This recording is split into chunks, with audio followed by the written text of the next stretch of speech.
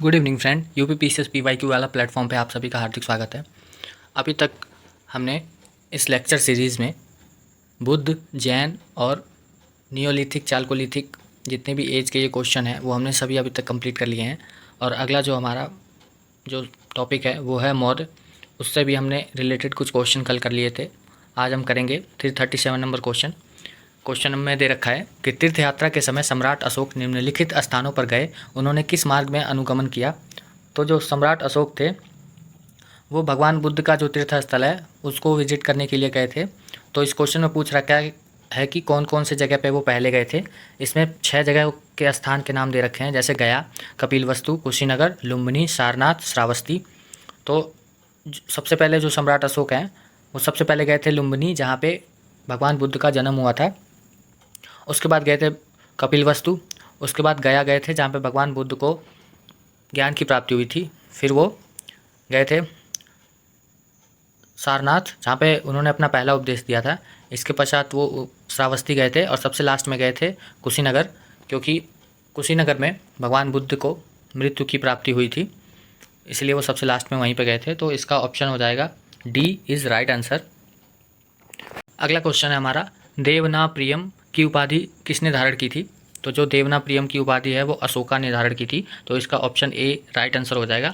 अगला क्वेश्चन है हमारा, ईसवी सन के पूर्व की कुछ शताब्दियों में निम्नलिखित में से किन शासकों ने गिरनार क्षेत्र में जल संसाधन व्यवस्था की ओर ध्यान दिया था। तो जो ईसवी सन की पूर्व की कुछ शताब्दियों में जो चंद्रगुप्त मौर्य और रुद्रादमन ने जल संसाधन व्यवस्था की ओर ध्यान दिया था, तो इसका ऑप्शन हो जाएगा बी राइट आंसर हो जाएगा। इसकी व्याख्या में दे रखा है कि जो सुदर्शन झील है, गिर जो है गिरनार वो गुजरात में पड़ता है, तो जो सुदर्शन झील है वो रुद्रादमन ने उसका मरम्मत करवाया था और इसको बनवाया था चंद्रगुप्त मौर्य ने, तो इसका ऑप्शन बी राइट आंसर हो जाएगा। अगला क्वेश्चन है हमारा, निम्नलिखित में से किन राजाओं ने सौराष्ट्र अंचल में जल संसाधन व्यवस्था पर पर्याप्त धन दिया था।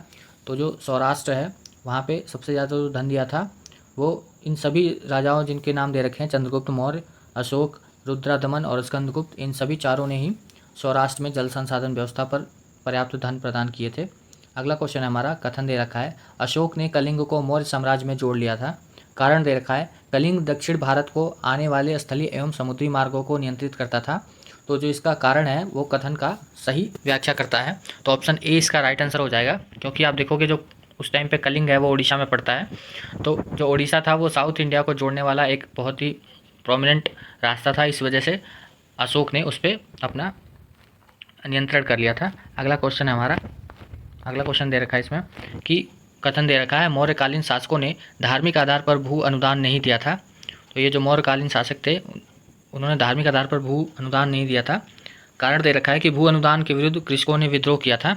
तो जो ए है वो तो सही है कि मौर्यकालीन शासक ने धार्मिक आधार पर, धार्मिक मतलब भेष जो था उनका बेस, वो धार्मिक आधार पर उन्होंने भूमि का अनुदान नहीं किया था, ये तो सही है। लेकिन जो कारण है वो गलत है कि भू अनुदान के विरुद्ध कृषकों ने विद्रोह किया था, ऐसा नहीं है। तो ऑप्शन सी इसका राइट आंसर हो जाएगा। अगला क्वेश्चन हमारा, कथन दे रखा है, मौर्य साम्राज्य का पतन अशोक के बाद प्रारंभ हो गया। और कारण दे रखा है, अशोक ने धम्म विजय की नीति का अनुसरण किया और अपनी सेना विघटित कर दी। तो जो इसका आंसर हो जाएगा वो सी है, क्योंकि कारण तो कथन इसका सही दे रखा है, जो मौर्य साम्राज्य का जो पतन है वो अशोक के बाद होने लगा था। लेकिन इसका जो कारण दे रखा है वो गलत है। अभी भी धम्म नीति के विजय के बाद भी उन्होंने अपनी पूरी सेना का डिमोलिशन नहीं किया था। तो सी इसका आंसर होगा, ए सही है परंतु आर गलत है। बाकी देखते हैं अगला क्वेश्चन क्या दे रखा है। अगला क्वेश्चन दे रखा है, अर्थशास्त्र के संबंध में निम्नलिखित कथनों में से कौन सही नहीं है। तो इसमें दे रखा है पहला ऑप्शन ए में, यह राजा के कर्तव्यों को निर्दिष्ट करता है, तो ये सही है। दूसरा दे रखा है, यह देश के उस समय के आर्थिक जीवन का वर्णन करता है, ये सही नहीं है। बाकी सी देख लेते हैं, यह राजनीति के सिद्धांत स्थापित करता है, यह वित्तीय सुधारों की आवश्यकता पर बल देता है। तो जो अर्थशास्त्र है, कौटिल्य का अर्थशास्त्र है, वो मूलतः राजनीतिक शास्त्र की पुस्तक है, राजनीति शास्त्र की पुस्तक है। इसके प्रमुख जो प्रतिपाद हैं, विषय हैं जो, वो राजा, राज्य व राजनीतिक व्यवस्था इत्यादि है। इसमें राज्य के आर्थिक स्रोतों के बारे में तो चर्चा है, परंतु यह तत्कालीन अर्थव्यवस्था का वर्णन नहीं करता था। जो अर्थशास्त्र, कौटिल्य की जो अर्थशास्त्र है उस बुक के बारे में है कि वो वहाँ की तत्कालिक जो आर्थिक व्यवस्था थी उसके बारे में कोई वर्णन नहीं है उस बुक में। तो ऑप्शन जो बी है वो इसका राइट आंसर हो जाएगा। अगला क्वेश्चन है हमारा, निम्नांकित में से किसकी तुलना मैकियावेली के प्रिंस से की जाती है। तो ये क्वेश्चन काफ़ी इंपॉर्टेंट है अपने आप में। तो जो कौटिल्य का अर्थशास्त्र है उसकी जो तुलना है उसका जो कंपैरिजन है वो मैकियावेली के प्रिंस से की जाती है। तो ऑप्शन बी इसका राइट आंसर हो जाएगा। अगला क्वेश्चन हमारा, निम्नलिखित में से कौन सा ग्रंथ उल्लेख करता है कि अशोक श्रीनगर कश्मीर का संस्थापक था? तो जो राज तरंगिणी है जिसमें कश्मीर का इतिहास है, वो जो अभिलेख है वो उल्लेख करता है ग्रंथ कि जो अशोक हैं वो श्रीनगर के संस्थापक हैं। तो ऑप्शन जो डी इसका हो जाएगा आंसर, ऑप्शन डी इसका आंसर हो जाएगा। ठीक है, अगला क्वेश्चन है हमारा, वह यूनानी शासक जिनको चंद्रगुप्त मौर्य ने पराजित किया था कहाँ से शासन कर रहा था? तो जो चंद्रगुप्त मौर्य थे उन्होंने एक यूनानी शासक को पराजित किया था, तो वो सीरिया से शासन कर रहे थे। तो ऑप्शन बी इसका राइट आंसर हो जाएगा। और इसके बारे में थोड़ा हम पढ़ लेते हैं कि सिकंदर की मृत्यु के पश्चात उसके पूर्वी प्रदेशों का उत्तराधिकारी जो था वो सेल्यूकस था, और सेल्यूकस ने बेबीलोन तथा बैक्ट्रिया को जीतकर पर्याप्त शक्ति अर्जित कर ली थी। उधर चंद्रगुप्त मौर्य अपने साम्राज्य निर्माण में व्यस्त था। तो 305 ईस्वी के पूर्व आसपास सेल्यूकस जो इस समय सीरिया से शासन कर रहा था, अपने पूर्वी अभियान के क्रम में सिंधु नदी को पार कर चंद्रगुप्त से आ टकराया, लेकिन दोनों के बीच संधि और वैवाहिक संबंधों की स्थापना का उल्लेख मिलता है। जो चंद्रगुप्त मौर्य हैं उन्होंने सेल्यूकस की जो बेटी थी उससे शादी करी थी, तो दोनों के बीच में विवाह संधि हो गई थी और चंद्रगुप्त मौर्य ने सेल्यूकस को पराजित किया था। तो इसका आंसर बी हो जाएगा राइट आंसर। अगला क्वेश्चन है हमारा, चंद्रगुप्त मौर्य ने सेल्यूकस को किस वर्ष में पराजित किया था?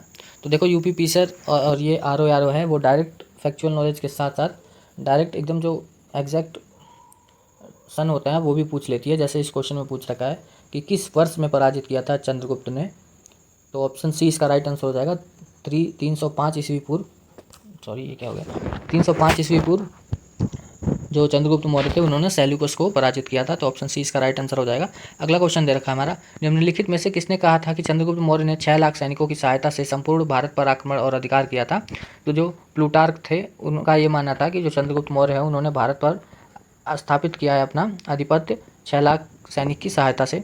तो ऑप्शन सी इसका राइट आंसर हो जाएगा। अगला क्वेश्चन हमारा, यूनानी रोमन साहित्य के सेंड्रोकोटस का समीकरण किसने चंद्रगुप्त मौर्य से किया? तो जो विलियम जोन्स है उन्होंने सेंड्रोकोटस का समीकरण चंद्रगुप्त मौर्य से किया है। तो इसका आंसर क्या हो जाएगा? ऑप्शन डी है जो इसका आंसर हो जाएगा हमारा, ऑप्शन डी। ठीक है, विलियम जोन्स।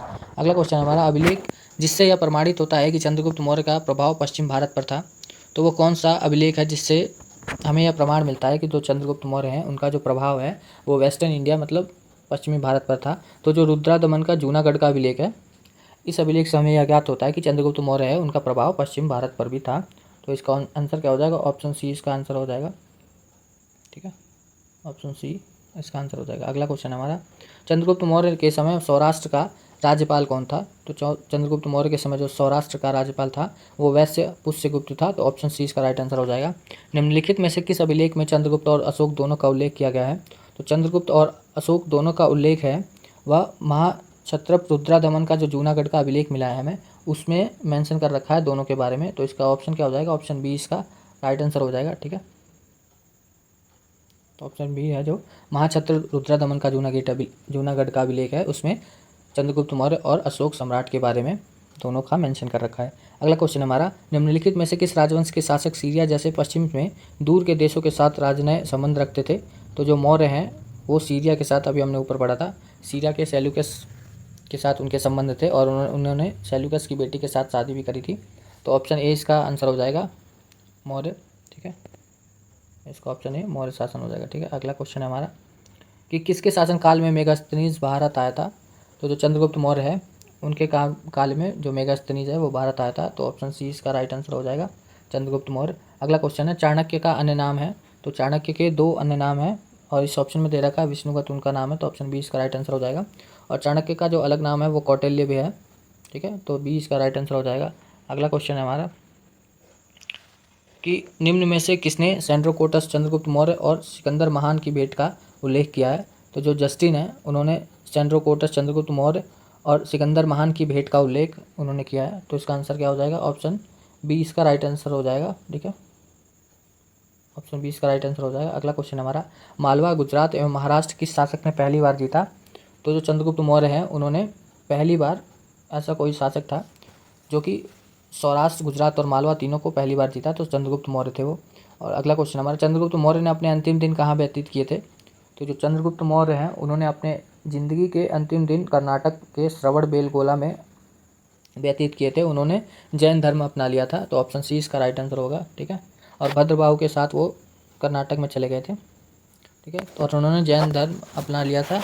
और जैन धर्म अपनाने के पश्चात एक संथारा प्रक्रिया होती है, मैंने आपको पहले भी पढ़ा है ये, जिसके अंदर में उन्होंने सब कुछ त्याग दिया था और जैसे कैवल्य को प्राप्त कर लिया था। तो ये उनका ज़िंदगी के लास्ट में, हाँ इसमें दे रखा है, संलेखना पद्धति पर अपने जीवन का अंत कर लिया था। अगला क्वेश्चन हमारा, निम्नलिखित में से किस राजा के अभिलेख से सूचना मिलती है कि शाक्य मुनि बुद्ध का जन्म लुम्बिनी में हुआ था? तो जो अशोक हैं उन्हीं के अभिलेख से हमें सूचना मिलती है कि जो भगवान बुद्ध का जन्म लुम्बिनी नेपाल में हुआ था। तो ऑप्शन ए इसका राइट आंसर होगा। ठीक है, अगला क्वेश्चन हम करते हैं। अगला क्वेश्चन दे रखा है हमें कि ब्राह्मी लिपि को सर्वप्रथम किसने पढ़ा था? तो ब्राह्मी लिपि है उसको, देखो लिपि हमारे पास 3 तरह की लिपि पाई जाती है। एक तो जो राइट से लेफ़्ट लिखी जाती है, जो हम इस टाइम लिखते हैं, हम लिखते हैं इस डायरेक्शन से। एक सेकंड मैं आपको बताता हूँ। हम लोग नॉर्मली जो लिखते हैं वो जैसे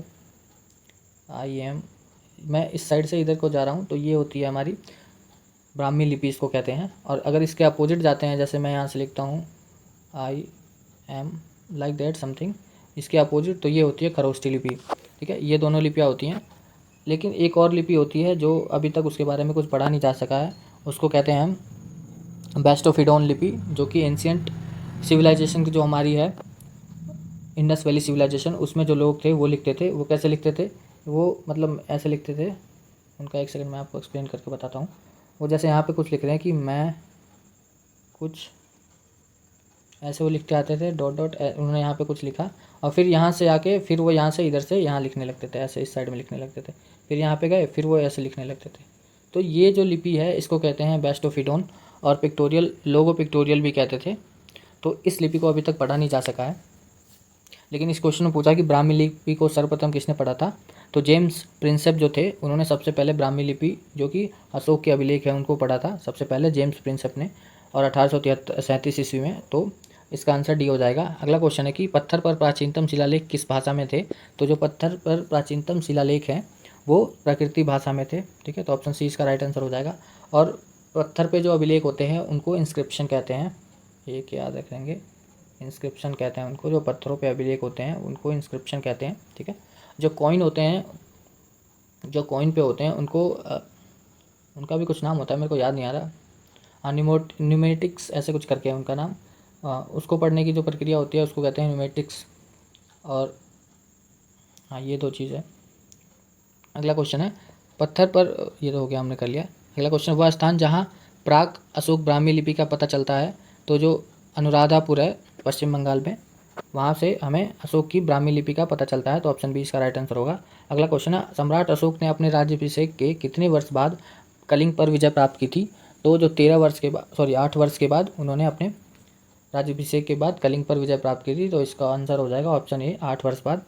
ठीक है, और अगला क्वेश्चन है, कालसी प्रसिद्ध है? तो कालसी जो प्रसिद्ध है वो अशोक के शिलालेख के कारण, और ये प्रेजेंट में उत्तराखंड में पड़ता है कालसी। तो ऑप्शन सी इसका राइट आंसर हो जाएगा। अगला क्वेश्चन है हमारा, गुजरा लघु शिलालेख जिसमें अशोक का नामोल्लेख किया गया है कहाँ स्थित है? तो जो गुजरा है वो मध्य प्रदेश के दतिया जिले में पड़ता है ना। तो इसका ऑप्शन बी इसका राइट आंसर हो जाएगा। अगला क्वेश्चन है, निम्नलिखित में से किस देश में अशोक का कोई अभिलेख नहीं मिलता? तो जो श्रीलंका है वहाँ से हमें वहाँ से हमें सम्राट अशोक का कोई भी अभिलेख नहीं मिलता है। इसके अलावा हमें अफगानिस्तान, भारत और पाकिस्तान से सम्राट अशोक के अभिलेख मिलते हैं। तो ऑप्शन सी इसका राइट आंसर हो जाएगा। अगला क्वेश्चन है, अशोक का निम्नलिखित में से कौन सा एक अभिलेख कनक मुनि बुद्ध के अस्तित्व को प्रमाणित करता है? तो जो निमाली सागर स्तंभ अभिलेख है वह कनक मुनि बुद्ध के अस्तित्व को प्रमाणित करता है। तो ऑप्शन बी इसका राइट आंसर हो जाएगा, निगाली सागर स्तंभ अभिलेख। अगला क्वेश्चन है हमारा, सारनाथ स्तंभ का निर्माण किया था? तो जो सारनाथ स्तंभ है उसका निर्माण अशोक ने किया था। ऑप्शन बी इसका राइट आंसर हो जाएगा। अगला क्वेश्चन है हमारा, किस शिलालेख में अशोक ने अल्पव्यय अल्प संग्रह को धर्म का अंग माना है? तो जो अशोक का 7वां शिलालेख है उसमें उन्होंने अल्पव्यय मतलब जितनी ज़रूरत हो उतना ही खर्चा करना, और अल्प संग्रह जितनी ज़रूरत है उसी के अकॉर्डिंग भिक्षा लेना को धर्म का अंग माना है। तो ऑप्शन बी इसका राइट आंसर हो जाएगा। ठीक है, सॉरी, ऑप्शन डी इसका राइट आंसर हो जाएगा 7वें शिलालेख में। अगला क्वेश्चन है, अशोक का 12 शिलालेख क्या आदर्श प्रस्तुत करता है? तो जो अशोक का 12 शिलालेख है वह धार्मिक उदारता का और सभी सभी संप्रदायों के सार की वृद्धि का आदर्श प्रस्तुत करता है, तो इसका आंसर सी हो जाएगा। अगला क्वेश्चन है, अशोक के स्तंभ अभिलेख लिखे हैं, तो जो अशोक के स्तंभ अभिलेख हैं वह केवल ब्राह्मी में लिखे हैं। जो इंस्क्रिप्शन है, जो पिलर इंस्क्रिप्शन ऑफ अशोका, वो सिर्फ और सिर्फ ब्राह्मी लिपि में लिखे हुए हैं, तो ऑप्शन ए इसका राइट आंसर हो जाएगा।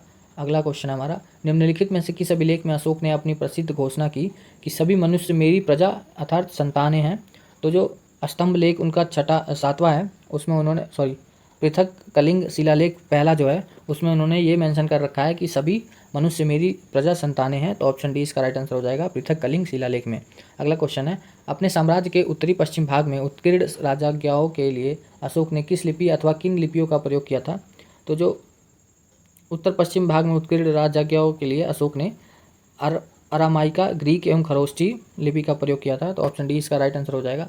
अगला क्वेश्चन है, निम्नलिखित अभिलेखों में से किसमें अशोक का नामोल्लेख हुआ है। तो जो गुजरा है उसमें उनका नाम, गुजरा अभिलेख है उसमें उनका नाम उल्लेख कर रखा है उनके नाम का। अशोक का निम्नलिखित में से कौन सा शिलालेख धर्म महामात्रों की भूमिका का उल्लेख करता है। तो जो शिलालेख 5 है वो धर्म महामात्रों की भूमिका का उल्लेख करता है। और ये धर्म महामात्र कौन होते थे, ये कुछ ऐसे पर्सन होते थे जो अलग अलग राज्यों में जाकर अलग अलग देशों में जाकर बुद्ध धर्म की प्रचार करते थे, तो उनको ये महामात्र का नाम दिया गया है। अगला क्वेश्चन हमारा, अशोक के निम्नलिखित अभिलेखों में से किसमें दक्षिण भारतीय राज्यों का उल्लेख हुआ है। तो जो द्वितीय मुख्य शिलालेख है जिसमें अशोक ने दक्षिण भारत के जितने भी राजा हैं राज्यों का उल्लेख कर रखा है सेकंड मुख्य शिलालेख में, ऑप्शन बी इसका राइट आंसर होगा।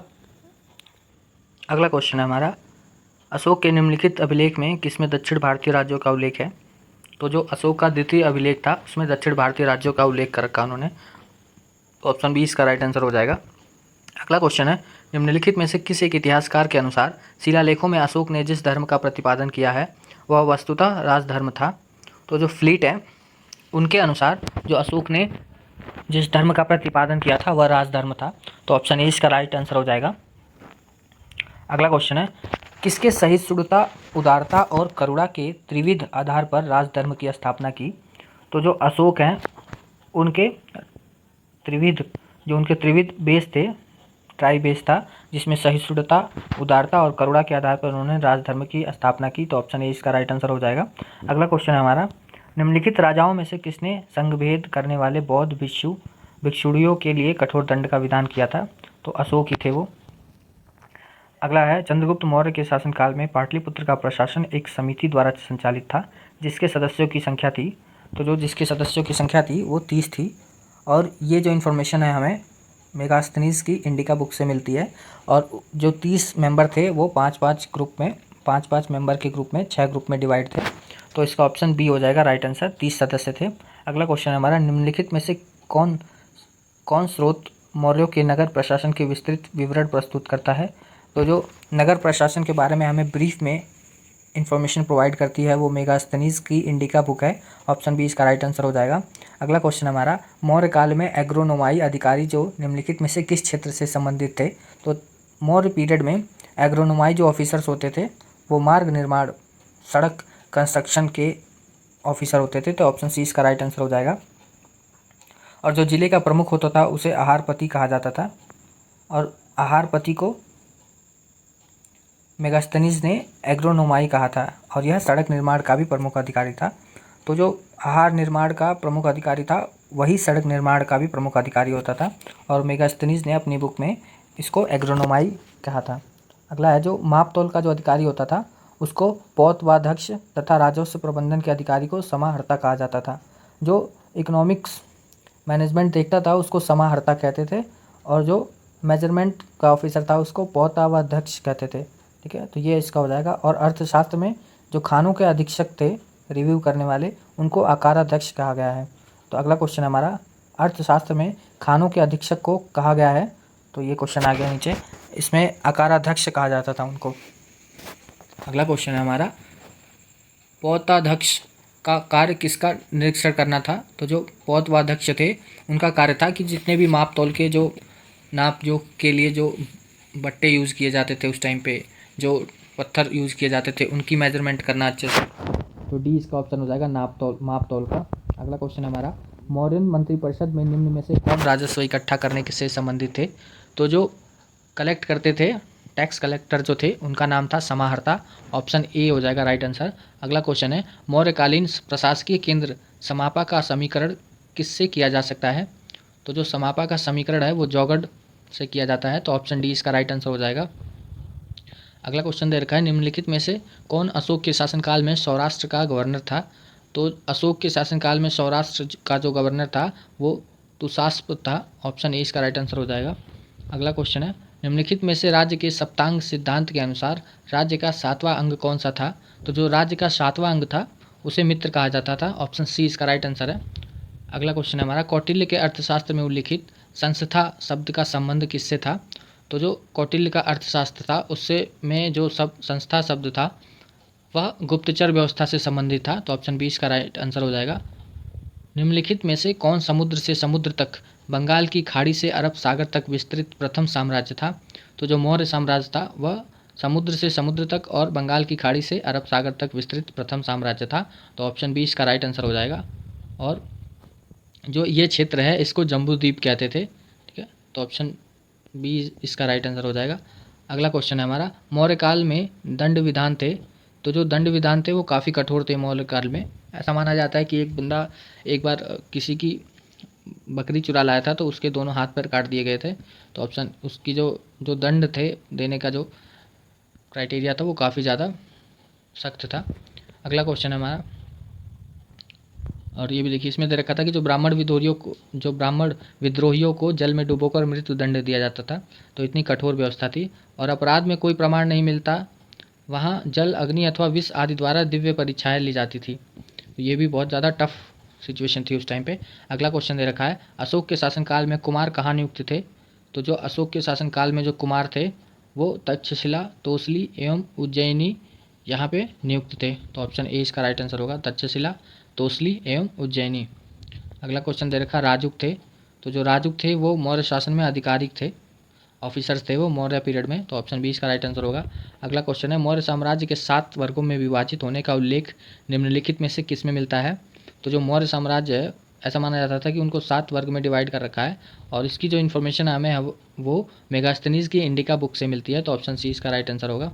अगला क्वेश्चन है हमारा, निम्नलिखित में से किस स्रोत में उल्लिखित है कि प्राचीन भारत में दास्ता नहीं थी? तो जो मेगास्थनीज की इंडिका है उसमें उन्होंने मेंशन कर रखा है कि भारत में दास्ता व्यवस्था बिल्कुल नहीं थी, तो ऑप्शन सी इसका राइट आंसर होगा।